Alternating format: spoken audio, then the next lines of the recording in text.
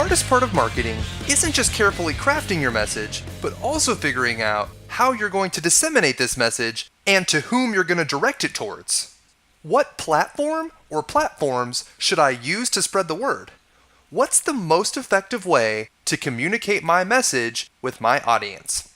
Well, our guest today is going to answer all these questions and much more. So stick around. You don't want to miss today's value-packed episode.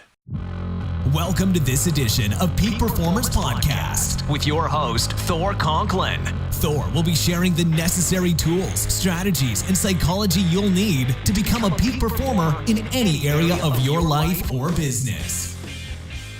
Thor Conklin here. We give you the tricks, the tips, the tools, the strategy, the technology, and the psychology peak performers use in order to get more done and execute at the highest level. If you know what to do but struggle with getting it all done, or simply want to raise your game to the next level, this podcast is for you. Sit back and enjoy.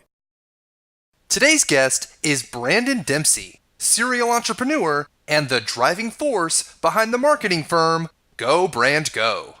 Brandon is also the chair of EO Accelerator and has been featured in print media outlets such as Forbes and the Huffington Post. So if you want to take your brand to the next level, or just want some marketing tips, tricks, and tools, then keep it locked. You won't want to miss what Brandon has to say. Brandon, thank you very much for joining us today. I am looking forward to this. It took a little while to get this one on the schedule because you're one of those entrepreneurs that actually is not chained to your desk. You actually own a business, meaning that you get to go away and play while the business makes you money. Not everyone has a business. They have a job they think is a business. They think they're entrepreneurs, but actually they're enslaved to their business. So well done, man. Thank you. You know, and I love the name as well, Go Brand Go, you know, play on Brandon. I absolutely love that. I can't do, Go Thor Go. I guess I could, but it's not as catchy as Go Brand Go. Well, we looked at branding and marketing and what is it that we want it to do, and we're all just about getting after it. So shut up and go is a big motto of mine, and go for it. You know, I absolutely love that, shut up and go. You know, people ask all the time because we're a profitability consulting firm, but part of profitability is actually being able to execute. And people are like, what's the key to execute? 1, 2, 3, go. Jump, keep moving. Don't think about it, just go and do it. So I absolutely love that, man. So Brandon, help me understand something, because I hear all the time from a lot of very frustrated business owners that are working with their marketing outsourced group, and very few are turning around and going, oh my God, you got to work with these guys. I absolutely love them. There's usually this annoyance of, I don't know where all the money's going. I don't know what my ROI is. I don't know what's happening. How do you guys address that? Because I think there's almost a identity issue in the marketplace. I'm sure you've heard it more than once. I'm sure that's how you're picking up a lot of clients. How do you address it with your clients? So in my experience, you've got two different types of marketing firms out there. You have marketing firms that are creatives, and you have marketing firms that are business guys. So we like to look at marketing firms that are creatives and say they're creatives trying to figure out business. We like to look at ourselves and say we're business guys in the business of creative. So I don't have Photoshop. I don't have all the programming and latest stuff on my computer, because that's not what I get paid to do. What Go Brand Go gets paid to do is actually produce results. So it's a business that's in the business of creative, not creatives trying to figure out business. That is well said. I've never heard anybody explain it that way. But it's so true. I see that all the time, that it's an industry that is, I don't want to say dominated, but an awful lot of creatives in that space. And I'm all about results. Show me where the ROI is. How do you track that for your clients? So the ROI starts with us on figuring out what are the metrics we really need to truly measure. For instance, is it net sales coming out of the actual marketing campaign, which is what everyone likes to track?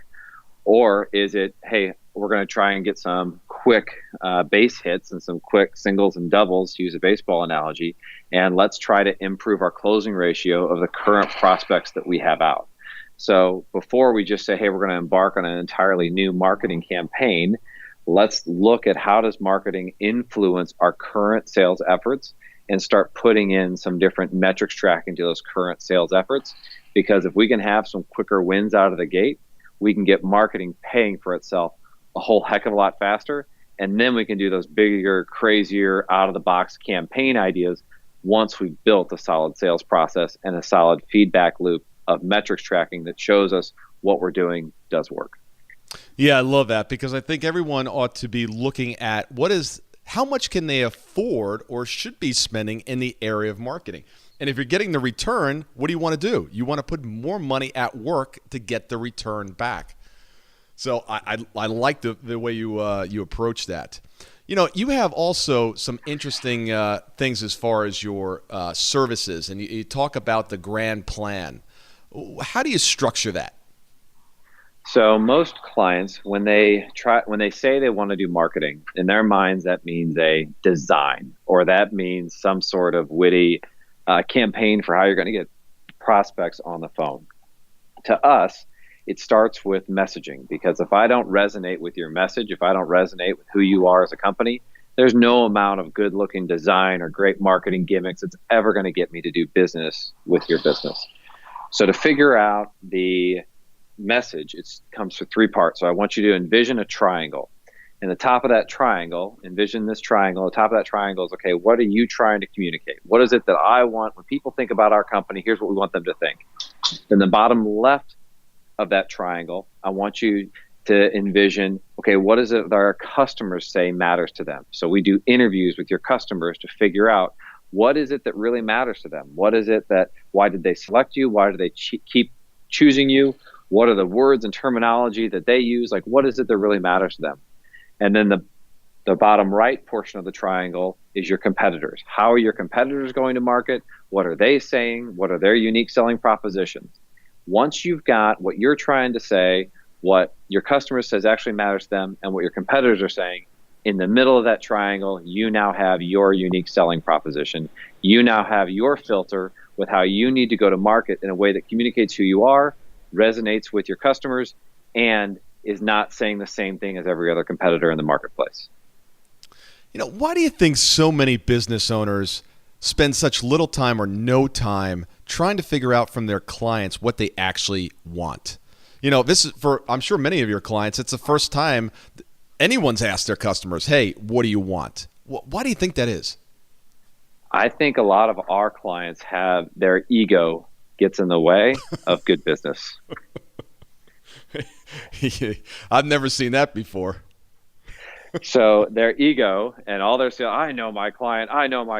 And I can't tell you the hundreds of phone calls, because we do what are called win-loss reports. So we call prospects or lost customers after you've got them. And the sales guys, 9.9 times out of 10 say, we lost that deal on price. And we call them up and find out why they lost the deal. Price rarely comes up. The salesman turned in the proposal late. They didn't listen to our needs. They didn't address these core things that we said we really wanted to buy. But what always gets reported back? We lost on price. I love that acronym SWSWSWSW, right? Some will, some won't. So what? Someone's waiting. And I'm like, it's like, I like the mentality, but I like to change it to some will, some won't. So why? Didn't someone go with you? I want to know that, because that's where the juice is. That's where you really find out what's great. But people skip over that. Absolutely. And when you get the messaging right, when you really get that dialed in, they call you. Yes. We have there's this analogy. You can go fishing, or you can have the fish chase the boat. What would you rather do? Go out and go fishing, or would you rather have the fish jumping into the boat trying to chase you? And in my experience, when you get the message dialed in right, it's like people have this raving love for Apple or Southwest, right? People chase them. Apple doesn't chase their customers. Southwest doesn't chase their customers. They have the message dialed in right. And then every tactic speaks back to that message. And no matter how big a company you are, you get that dialed in right, and you're going to have your prospects hunting you down because they want what you do. Yeah. You know, another one of I've got plenty of pet peeves, but one of them is so many companies spend so much time fishing, shouting to the audience out there, the world, and they spend very little attention on the people that are already in their boat, the customers that they already have on the books, and really diving in deep with them and figuring out what additional services, what else could we be doing for the people that have already decided to work with you. What do you tell customers to do in that area? So that is a common complaint. And the way it starts is whatever the customer bought from you first is what they've pigeonholed you as. So if I bought service A from you, you're my service A provider, and I don't think about you for service B, service C, service or product B, whatever. Whatever I bought first from you is what I pigeonhole you as.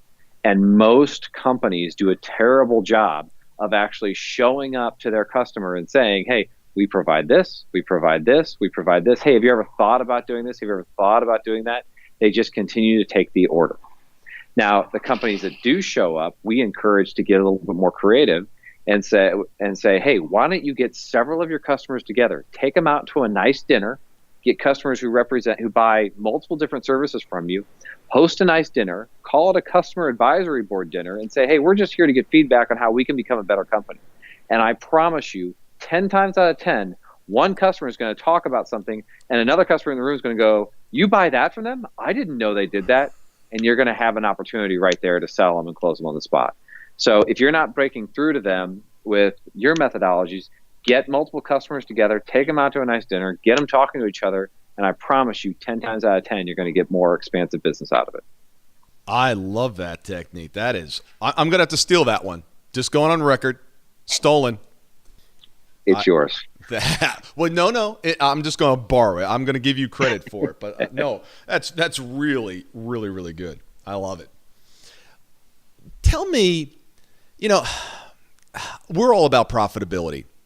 And some firms get it, some are chasing it, and others just seem to miss the boat completely.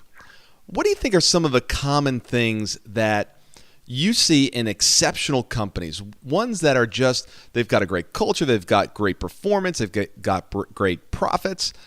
What are they doing that the others are not? So the companies that I see that are great have one thing, and that's focus. The companies that say, here's who we work with, here's what we stand for, here's where we're going, here's what we're building, and this is all we're going to focus on, are the companies that are great.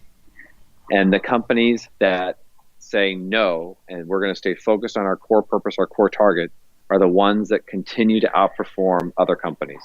The companies that say yes to everything, yes to every small order, yes to every customer that they know is going to be a pain in the butt, but it's going to make their quarterly numbers, yes to the bad employees, yes to the partners who are not great partners. The companies that say yes to everything, they try to be everything to everybody, which means they're nothing to nobody.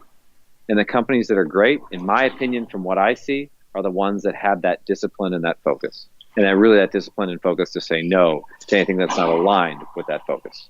It's the same thing that makes great leaders.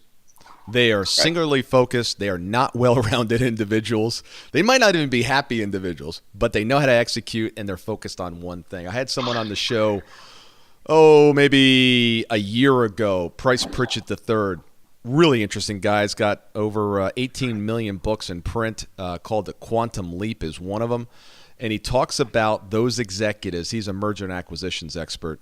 And he talks about those executives that exceed way beyond everybody else. And he goes, the one thing is they're focused on one thing. That's it. They're completely everything else doesn't matter.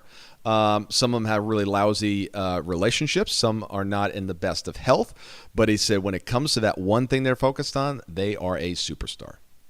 Well, and what I found is that focus allows everybody else to deselect themselves or select themselves. Yes. Right? Yes. And I can't tell you how many times people just want to know Where is it you stand? What is it you stand for? So that I can either select or deselect.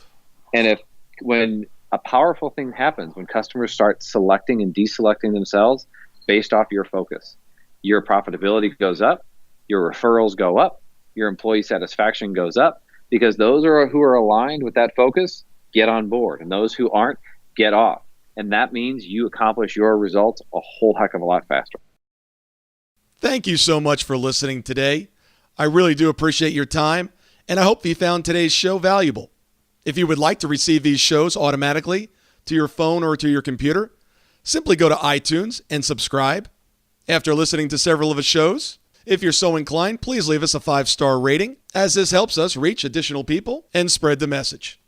If you're truly committed to taking your life to the next level and doing whatever it takes to become a peak performer, but something's holding you back, something is blocking your way, and you just can't seem to figure out what it is, send me an email to info@thorconklin.com, and I'd be more than happy to get on the phone with you. We'll schedule a 15-minute discovery call. No obligation, no cost.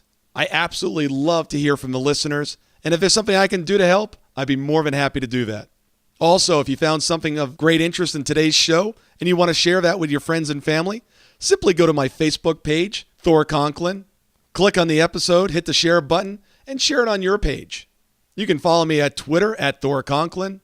The website is thorconklin.com. We're constantly adding new free resources, discussing additional tricks, tips, tools, and strategies on how to be a peak performer. Remember, I try to keep these episodes short so you can listen to them during dot time, doing other things, commuting, driving, walking, working out. Decide to be a peak performer in all that you do. And until tomorrow, have an absolutely amazing day. Be on the lookout for part 2 of our conversation with Brandon, where he tells us why you shouldn't ride beyond your limits, in addition to the similarities between the Ironman competition and running your business. I'll see you guys on another episode of Peak Performers Podcast.